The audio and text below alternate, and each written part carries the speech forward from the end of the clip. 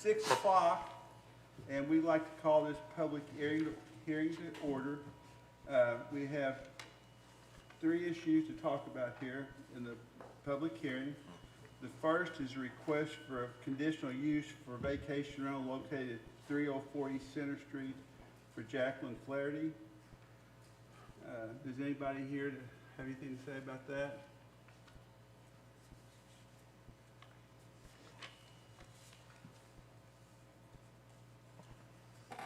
Okay, no one's here for that, so we'll go on to the next one. The second request is a request to rezone property located at 501 South Grand Street from residential 1 to commercial. Owner is Southwest Baptist University. Is there anybody here that'd like to talk to that? Sir. My name is Darren Crowder. I'm the Vice President for Regional Campuses for Southwest Baptist University. I'm from Bolivar, Missouri. And so, as you have before you, and I believe we discussed a couple months ago, we are looking to potentially rezone our property.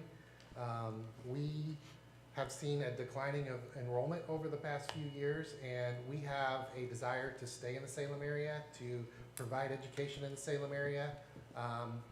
Through a couple different opportunities, we've had some interest in our facility, and so we currently have a contract in discussions with Compass Health, and so we are looking to rezone that facility so that it can be used for office space, and then out of that they will lease back to us educational space, and so that we're able to stay in the Salem area and provide education.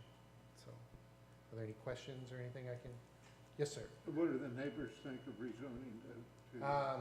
We have not had neighbor feedback, positive or negative, on that. So, Have you asked them? we have asked some feedback, but we haven't received any feedback necessarily.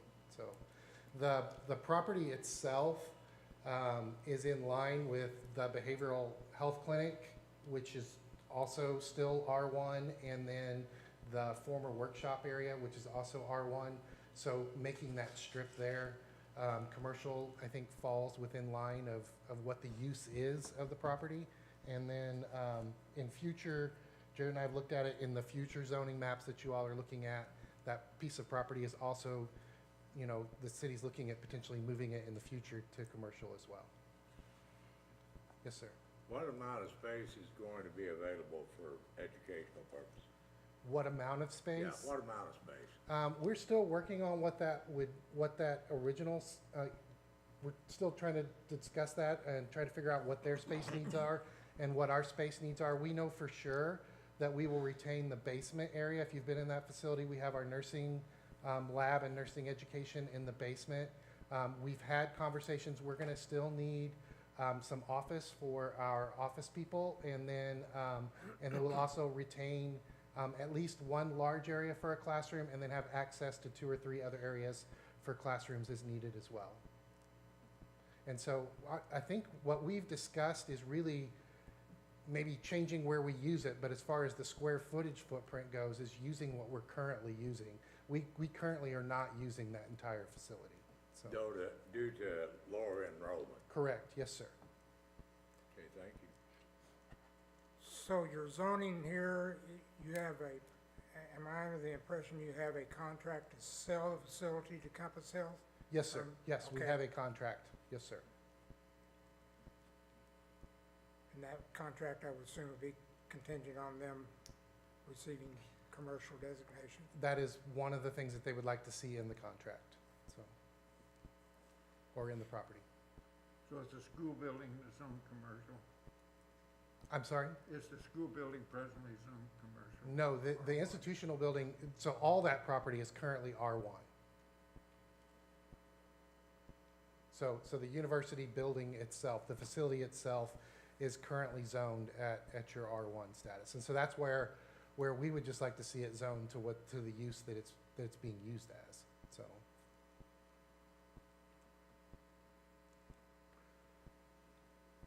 If I owned one of those houses and had my life savings in it, I would be concerned if that right in my backyard became a non-residential who's gonna guarantee that that's going to stay an office building all these years? It could become a Burger King, right in your backyard, or a garage, if I- there's no guarantee of. I don't think in your current zoning that it, and Jared, you would know better than I would, I don't think in your current zoning it become a garage, correct? Speaking like an automotive garage or something? I was talking to Burger King, but Burger King might, would probably be able to be We've in a- got a Burger in a King. commercial I was zoning just on that. just without any, but anything more, what am I trying to say?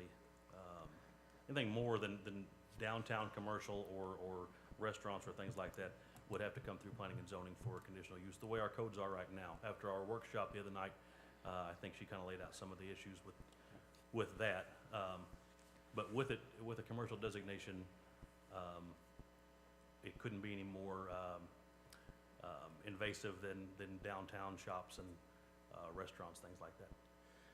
And Ben Maneri from Compass Health is here, and he could speak to what their use is, if you'd like to hear that, of what they actually will use the facility for. I think their goal is also to do the same thing as we are doing, is trying to figure out how to stay long-term in the Salem area. So they're not looking to turn around and get rid of that property. They actually want to expand in their services and things that they're doing as well. So, Ben, do you want to share?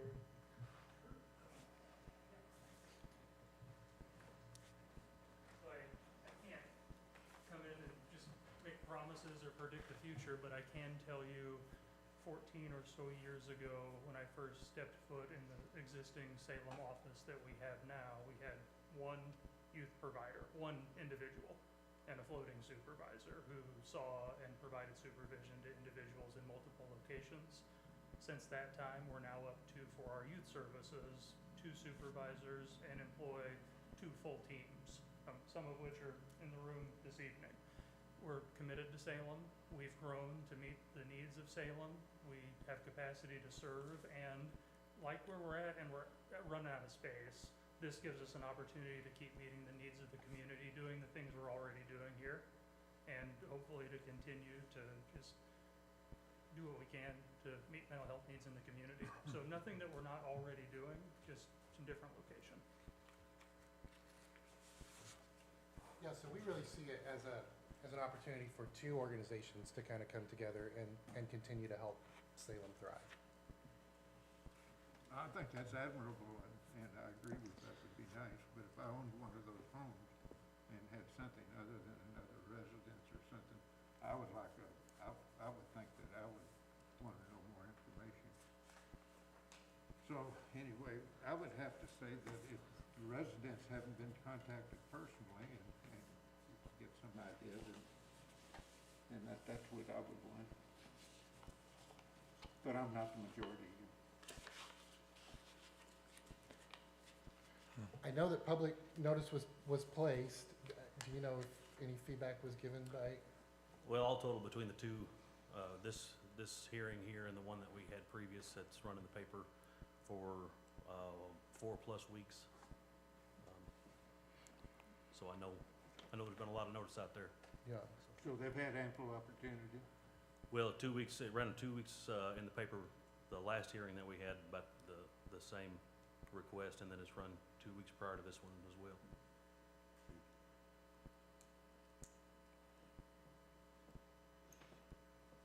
That was all the question I had. Okay.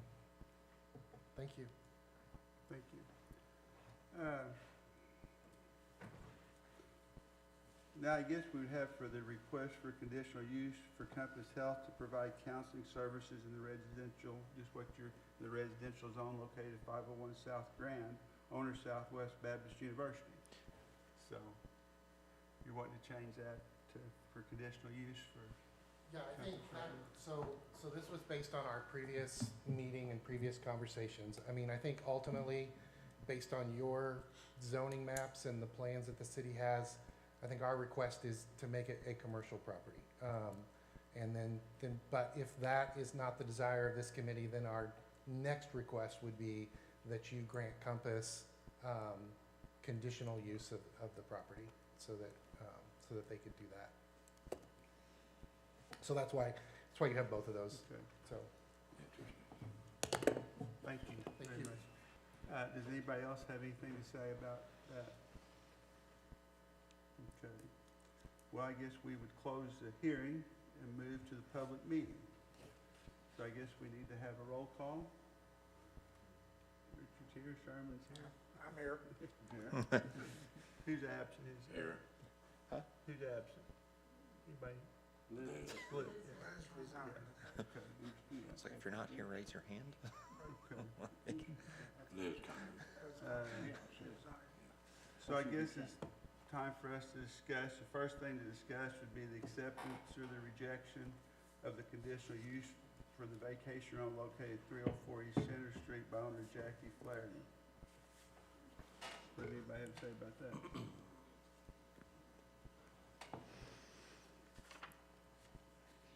Jared, have you looked at it? Yes, sir. I have been in contact with Jacqueline, went over and inspected last week. I believe it was last week, week before. Everything was in place. The only thing they didn't have at that time was a guest book with information. They've since got that rectified. Place is newly remodeled. I don't think it's been lived in or used since it was remodeled. Nice place, plenty of parking.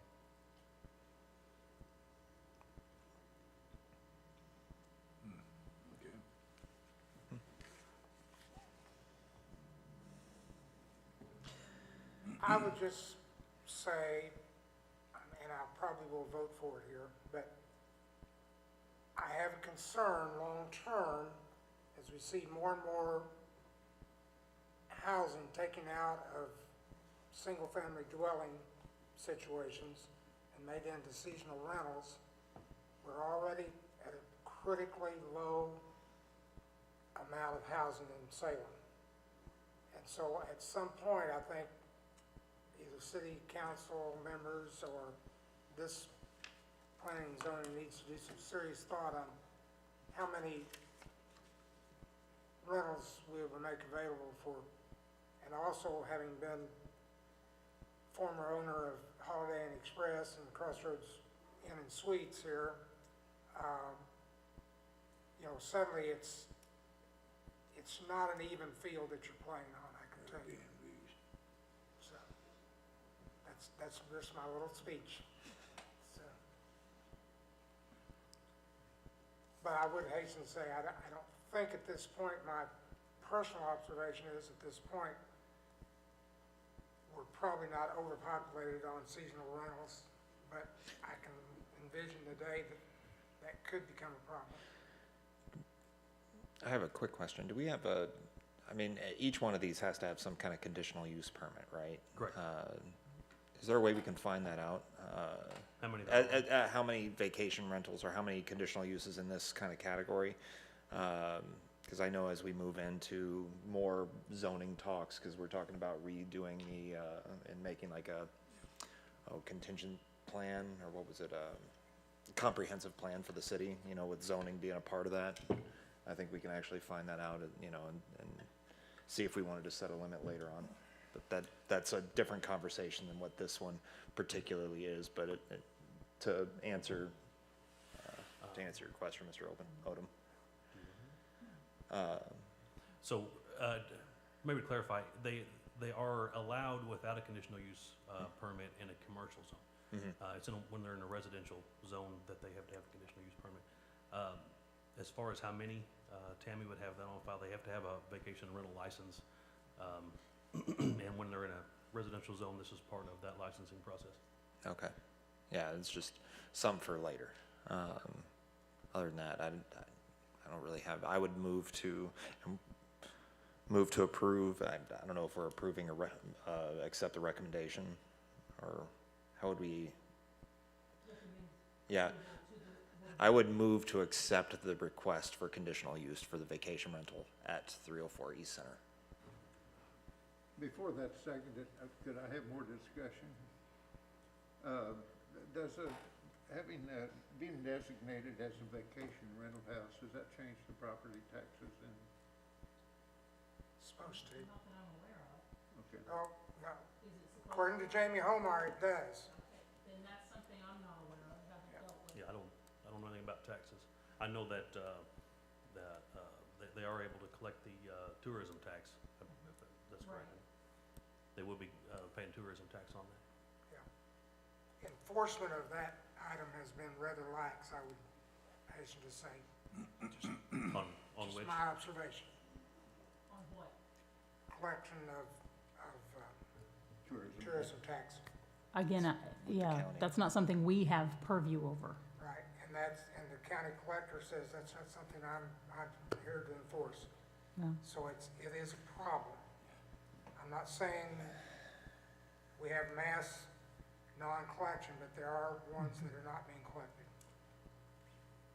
And no one seems to want to step forward and be the enforcement officer for that. Did we hear a staff recommendation already? Did I miss that? Do we have a staff recommendation? I don't think I said, but my recommendation would be to, recommend the conditional use. But could I ask a question? What is the advantage of the owner of the house to have their house designated as that over as just a house for rent in Salem? So if you're a house for rent, you could rent it out for 30 days if it's your choice, couldn't you not? Or you could rent it out for 2 weeks. You could, so a Or you vacation, could rent it out for a year if you have a home for rent. so with a so what's the vacation rental, advantage? it's limited to 30 days, maximum. And I don't have one, but I've heard from people that do. For them, the advantage is, the lower maintenance, a lot less wear and tear. You don't have people there for extended periods of time, years, tearing things up. They're usually in and out with a deposit, and things are kept pretty clean. There's a little more income for the owner, I believe, as opposed to long-term rental. But that's just what I've gathered. I don't personally have any experience with it. So there is another piece, Dr. Burtz. Most of these folks who set their homes up as vacation rentals use a platform such as Airbnb or VBRO, or there are several others out there. Using one of those platforms, not only do the folks renting the home get to rate the home and how well the hosts did, but the hosts can rate the renters. And so it creates its own kind of tracking system and history of how well they've done. Did they tear the previous place up? So you kind of get this rating of the renters. I'm familiar with that. Yeah, so there's a benefit there. You don't get that when you're just normally renting a home. For them to pay the $35, do they have to be a member of a platform like that?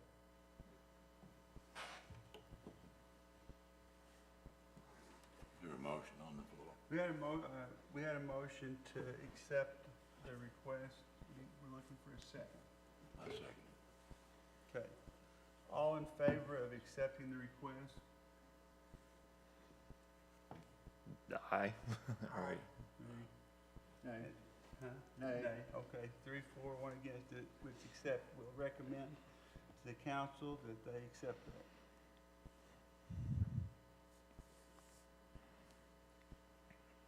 Okay. Now, we will go on to the acceptance or the rejection of the request to rezone the property located at 501 South Grand Street from R1 commercial to commercial from Southwest Baptist University. What do you have to say about that? These are separate requests. The first one, well, I guess, yeah, the first request Okay. is to rezone. I have a quick question more about like the process here. If we accept it, or does that nullify the next one? You know, if we were to accept it or if the council were to make it a commercial, they wouldn't have to worry about the conditional use for Compass Health, right? Correct. If it's the pleasure of the board to rezone this property commercial, Yes. then we would, So it would nullify number 3. yeah, we table that indefinitely. Okay, Number that's what I was just a question for. Okay, does anybody have anything to say about that? Accepting it. If I may, just as last time, the recommendation from staff would be to rezone this property. It's a large piece of property. I don't remember how many acres, I don't have that off the top of my head. Was it 7.5, 8 acres? It's a couple of blocks worth of land, so it wouldn't necessarily be a spot zone in that regard. It adjoins up to, or it's across the street from other property that's been used as commercial. The issue with not doing it, with not rezoning this, is you've got a structure on there that without being zoned, without being rezoned to another designation other than R1, that structure could only be used as a single-family residence, which would very much limit the use of that building, and couldn't be used for its intended purposes. It would be a little bit cumbersome to be used as a single-family residence. Anyway, if there's more questions, those are that's the biggest issue that I have with keeping the zoning the way it is. It really would tie the owner's hands as to how they can use the building. Staff recommendation Is to rezone. Yeah. It's already being used as offices already, and it has been for the past 15, 20, however long it's been there, almost 30 years. Because you're gonna have educational facilities and classrooms and things, but there are offices there already. It's not like, and in the past, like, yeah, a Burger King or anything has been there about as long, and they've moved across the street to where the highway traffic was. It's not necessarily a highway traffic zone. I don't think we're gonna see any kind of like major traffic. We're not gonna see a Taco Bell or a Wendy's or anything in there. It'd be a very, very odd place for them to do it. I already know businesses kind of along that strip that are already somewhat struggling with visibility. I know Jet Tire in particular is kind of down that stretch a little ways, and they're already having trouble trying to figure out what they're doing with like getting recognition and viewership. So I don't think we're gonna have a lot of that. Secondarily, as you stated before, one of the recommendations from MRPC was to actually turn that entire section to a neighborhood business district. So it's, at this point, we're already somewhat moving towards a different zoning categories and different zoning classification systems. So I think we're already, it may be 2 years from now or something, this may be a moot point that it's commercial in itself, and it may be changed again to a commercial business district as recommended by a planning and zoner by trade. It's also, right now Compass Health is, I think, behind the bank area there. It's already in kind of a section that, and we haven't seen like a lot of complaints or anything about those areas being within those neighborhoods already. Moving it from here, it's not really gonna change the building aspect. It does have enough parking, which is nice. It's got more parking than you probably already do now.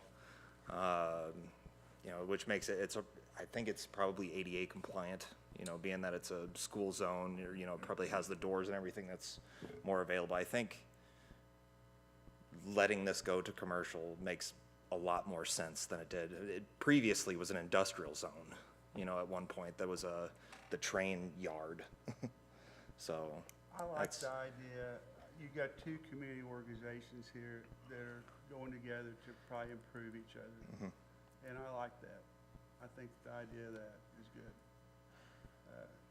I also like the growth of that. We're gonna be growing a business here. Compass Health is gonna be growing from their smaller office to a larger office, bringing in more jobs as well. So that's another point of contention I'd have. I don't know why I'm gonna call on you or act like it's. What's the current zoning for the drug treatment center? It is currently zoned residential R1. Residential R1.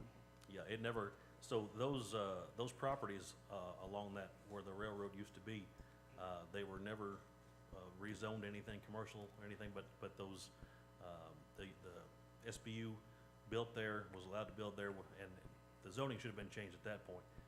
Whenever the behavioral health center went in, zoning should have changed at that point as well, or before any of that stuff happened. So we're kinda, this is a retroactive kind of request, in my opinion. I think the workshop is industrial, actually. Yeah, the workshop and all along that other strip on the other side of the road from you is actually industrial, which makes sense with the railroad there, but the railroad's been gone for years and years and years.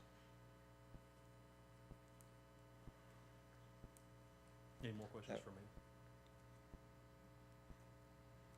I have a real heartburn here, and it really has nothing to do with Darren and I have had friendly but frank discussions at length. Money was raised here in Dent County, not a few $100,000, millions of dollars to build that facility. Very little come from the mothership, I always like to say, out of Bolivar.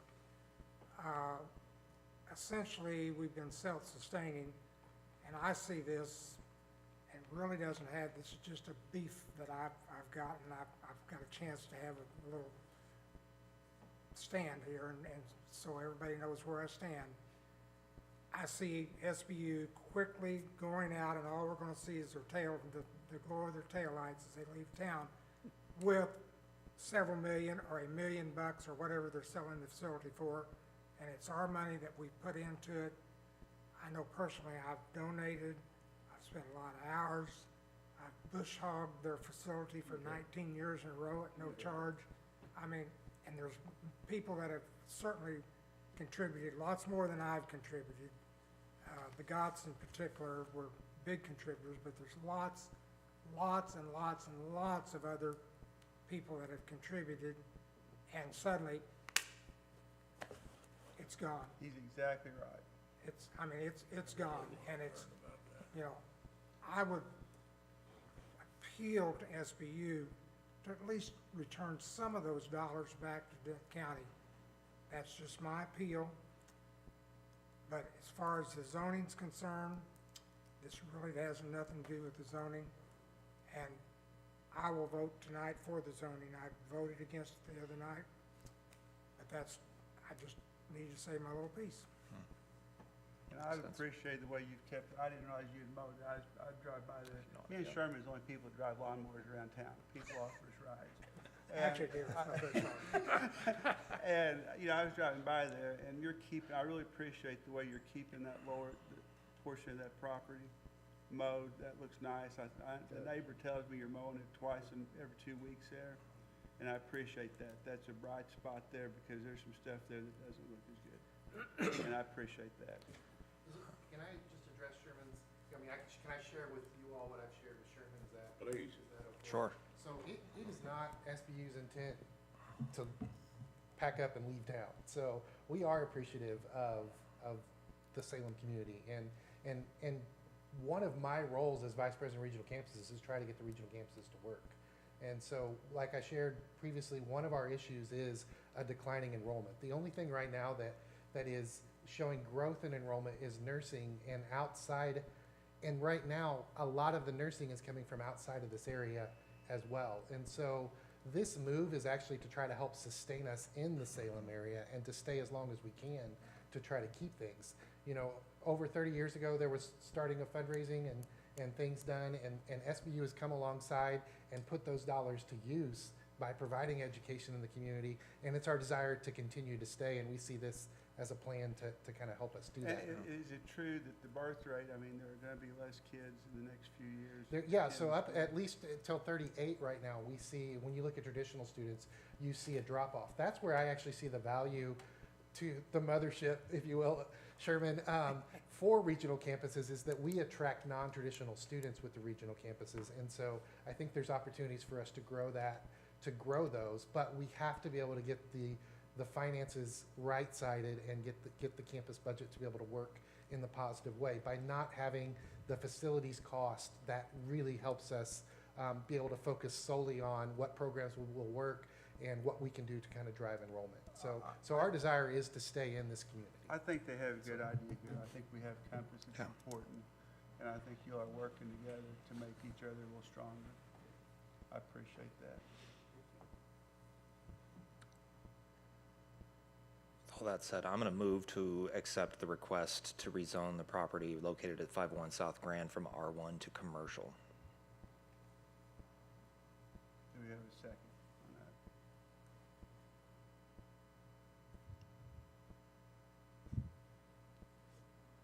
galls me a little bit, but I'll second it. Okay, all in favor? Aye. Nay? For you? I'm concerned for the people with the housing next door, but I'm gonna vote for it. Okay, we will recommend to the council that they rezone that as requested.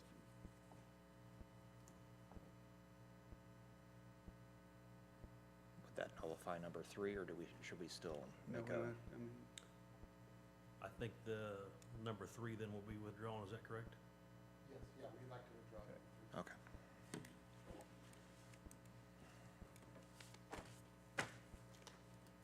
well, does anybody else have anything to say about anything else? Do we have a motion to adjourn? Adjournment? I would make a motion to adjourn. I'll second. Let's adjourn. All in favor? Aye. All right.